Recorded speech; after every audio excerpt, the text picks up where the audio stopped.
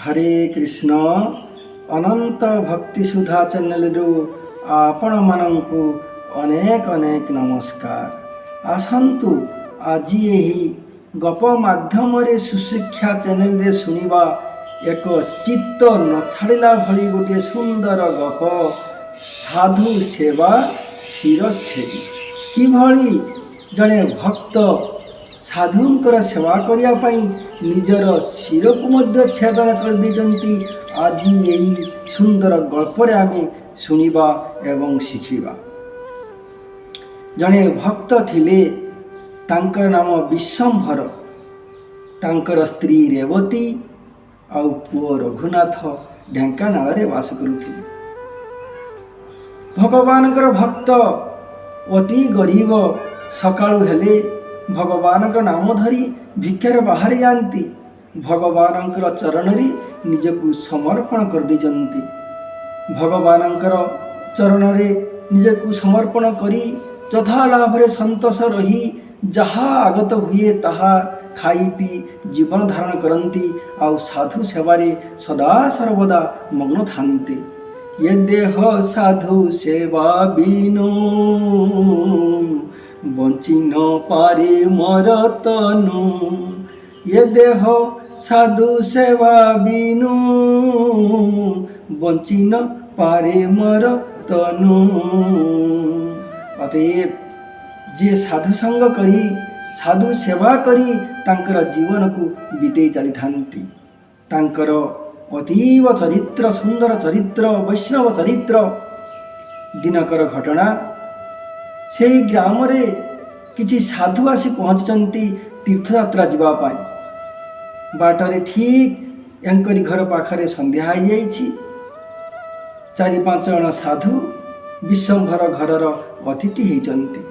कहले विश्वंभर आज आउ तीर्थयात्रा जीवापाई समय नाही, संध्या हो जाइछि। अतएव आज आपणक घरे आमे अतिथि भाव रहिबु। विश्वंभर खुशी हो गले एवं तांकु मध्य अतिथि मानक पाछटी आनिले। आउ बाप पुओ मिसी साधु मानकर सेवा कले। मन सुंदर भली मधुर वचन कही तांकु संतोष कले। आउ शेष रे साधु माने कहले विश्वंभर आज आपणक घरे तो रहिबु। आउ भजन पाई मुग जाई फल मूल परिबा पत्र आउ घी अन्न दब भगवान पाखे भोग लगे आमे प्रसाद पाइबु। पुओ कहले साधु माने आपण अल्प समय अपेक्षा करंतु आम्भे आपण मानकर समस्त व्यवस्था करदेबु। बापू पुओ 2 जन संध्या बेले बाहरी गले। जाऊ सबू जोगाड़ कर आनिले किंतु घी आउ मिलिला नाही। आसी कहले बाबा सबू आपण को दौछु जोगाड़ कर देइछु, आपण माने रंधन करंतु किंतु घी मिलिला नाही। साधु माने कहले ना ना ना विश्वंभर घी भगवान प्रिय। आ घी बिना भगवान भोग लगे हम ना कि आमे मध्य ग्रहण करूँ ना। तेल आम चली जाऊँ आउ का घर रे भिक्षा करी घी अन्न भगवान को भोग लगे प्रसाद पाइबू। विश्वंभर तांकर मन दुख है। पुत्र कहले साधु बाबा आपण मैंने रुहंतु किछि समय अपेक्षा करंतु मु जाउछि आमे अल्प समय मध्य आपण को घी आम जोगाड़ करदेबु। भीतर को जाई घर भीतर को जाई बाप पुओ विचार करुचंती। पुओ कहले बापा चलंतु जीवा कोठी ना कोठी हो घी आम चोरी करी हो मध्य घी आनी आम साधु बाबा को दबा। गोटे काती एवं गोटे बाड़ी धरी बाप पुओ चलिले।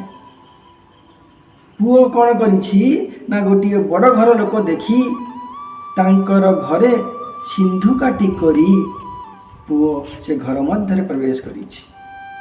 बाप बाहर अछंती। विश्वंभर पुओ रघुनाथ घर भीतर प्रवेश करिछंती सिंधु काटी करी। आउ समस्त जिनिस खजु भीतर घी को खोजुचंती। बहुत समय परे 2 डिब्बा घी पाइले। घी नहीं आसी सिंधु काटी देई आगे हाथ रे घीटा को बापा को बढ़ई देई हाथ दे गड़ई से मुह गड़े की आशा पे जाउचंती। इति समय रे घरवालार निद भांगी जाइछि। ଏବଂ ଜାଣିପାରିଛନ୍ତି ଯେ ଚୋର ମୋ ଘରେ ପଶିଛି। ଦେଖିଦେଲେ ଏବଂ ଦୌଡ଼ି କରି ଆସି ଚୋରକୁ ଧରିବା ପାଇଁ ତାର ଗୋଡ଼କୁ ଧରି ପକାଇଲେ। ଇଏ ସାଧୁ ବାବା ଗୋଡ଼ ଧରି ଯେ ଘର ମାଲିକ ତାର ଗୋଡ଼ ଧରି ଟାଣିବାକୁ ଆରମ୍ଭ କଲେ। ପୁଅ ଚିତ୍କାର କରିଲେ, ବାପା ବାପା, ଏ ଘର ମାଲିକ ମୋର ଗୋଡ଼ ଧରି ଟାଣୁଛି, ଆଉ ଧରା ତ ପଡ଼ିଯାଇଛି। ଆପଣ ଗୋଟେ କାମ କରନ୍ତୁ ବାପା, ମୋର ମୁଣ୍ଡ ଧରି ଆପଣ ଟାଣନ୍ତୁ, ଶିର ଧରି ଟାଣନ୍ତୁ, ନହେଲେ ଉପାୟ ନାହିଁ। ଧରା ତ ପଡ଼ିଗଲେ ସକାଳ ହେଲେ ଆମର ଚିହ୍ନା ଧରା ପଡ଼ିଯିବା, ମାନ ସମ୍ମାନ ସବୁ ଚାଲିଯିବ। ବାପାଙ୍କୁ କହିଲେ ଟାଣିବା ପାଇଁ। ବାପା ଶିର ଟାଣୁଛନ୍ତି, ଏ ଘର ମାଲିକ ଗୋଡ଼ ଟାଣୁଛନ୍ତି। ମଝିରେ ଅଛନ୍ତି ପୁଅ ବୋଲି ବୃନ୍ଦାବନ ଚନ୍ଦ୍ର କି ଜୟ। ଏମତ ଅବସ୍ଥା, ପୁଅ ମଝିରେ, ବାପା ଶିର ଟାଣୁଛନ୍ତି ଆଉ ମାଲିକ ଗୋଡ଼ ଟାଣୁଛନ୍ତି, କିନ୍ତୁ କୁଆଡ଼େ ଯାଉନାହିଁ। ଶେଷରେ ପୁଅ ଚିନ୍ତାନ୍ୱିତ ହେଇଗଲେ। କହିଲେ, ବାପା କୌଣସି ପ୍ରକାର ଯାଇ ହେଉନାହିଁ, ଆଉ ସକାଳ ହେଇଗଲେ ତ ଧରା ପଡ଼ିଯିବା, ଲୋକ ବି ଚିହ୍ନି ପକାଇବେ, ସମସ୍ତ ଆମର ମାନ ସମ୍ମାନ ବି ଯିବ। ଆପଣ ଗୋଟେ କାମ କରନ୍ତୁ, ସାଧୁ ସେବା ବି ହେଇପାରିବ ନାହିଁ, କିଛି ଲାଭ ହେବ ନାହିଁ, ବରଂ ଆପଣ ମୋର ମୁଣ୍ଡଟା ଶିରଟା ଛେଦନ କରି ନେଇଯାଆନ୍ତୁ, ଜାଣି ବି ପାରିବେ ନାହିଁ, ଆଉ ଆମର ସାଧୁ ସେବା ବି ହେଇଯିବ। ସେତେବେଳେ ବିଶ୍ୱମ୍ଭର ଭଗବାନଙ୍କୁ ସ୍ମରଣ କରି ତାଙ୍କର ପୁଅର ଶିର ଛେଦନ କଲେ।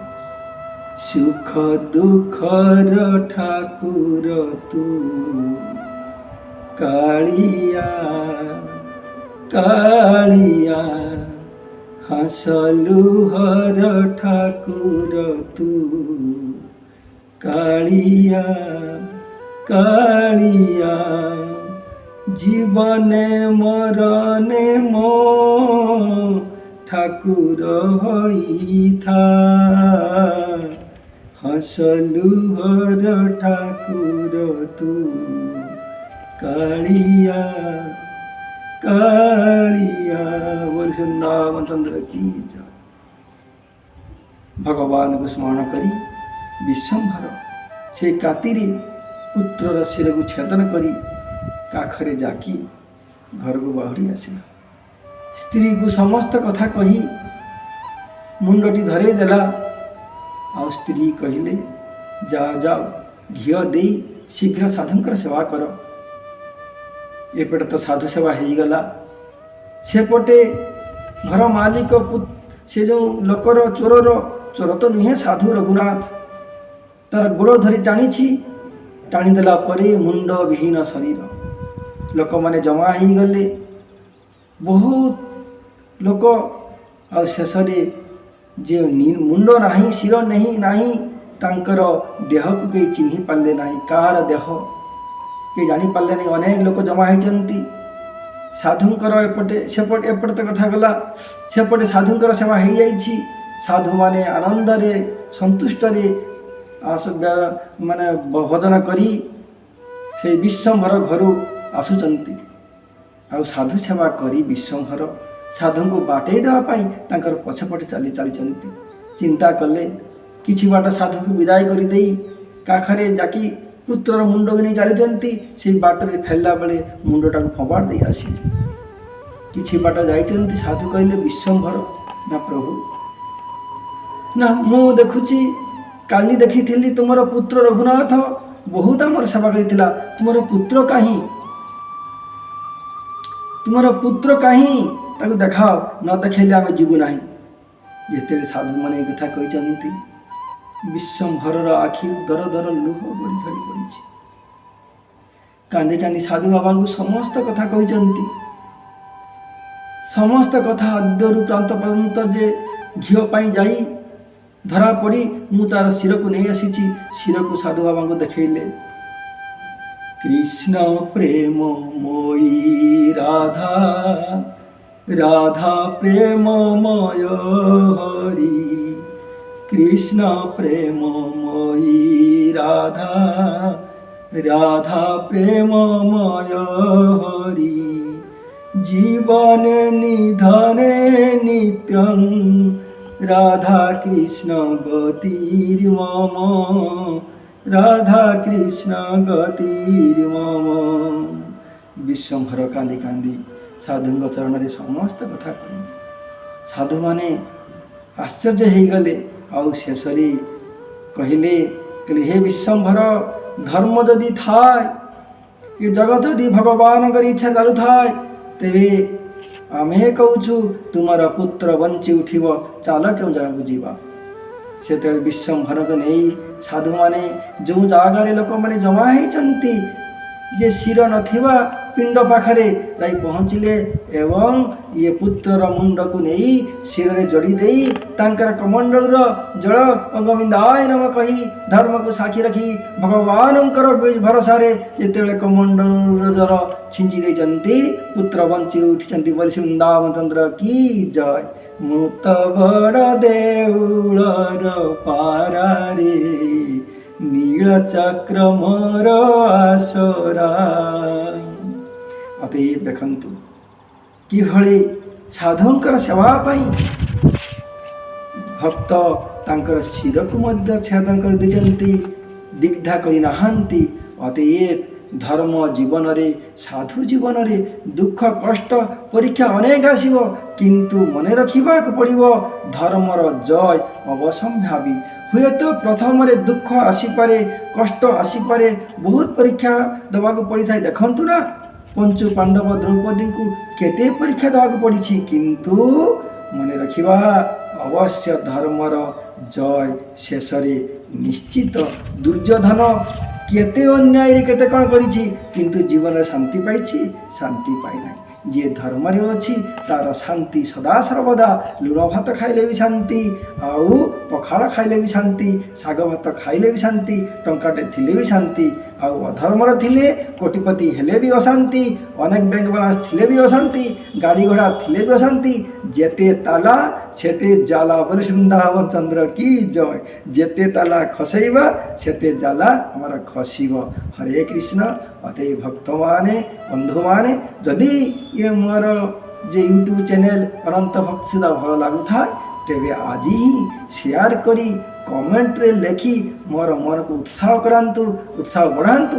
ଯେଭଳି ସୁନ୍ଦର ସୁନ୍ଦର ଭାବରେ ଏଇଭଳି ଭଗବାନଙ୍କର ଭିଡ଼ିଓ ମୁଁ ଛାଡ଼ି ଆପଣମାନଙ୍କର ମନ ଖୁସି କରିପାରେ ଏବଂ ମୁଁ ବି ଖୁସି ହୁଏ, ଭଗବାନ ବି ଖୁସି ହୁଅନ୍ତୁ ବୋଲି ବୃନ୍ଦାବନ ଚନ୍ଦ୍ର କି ଜୟ। ହରେ କୃଷ୍ଣ।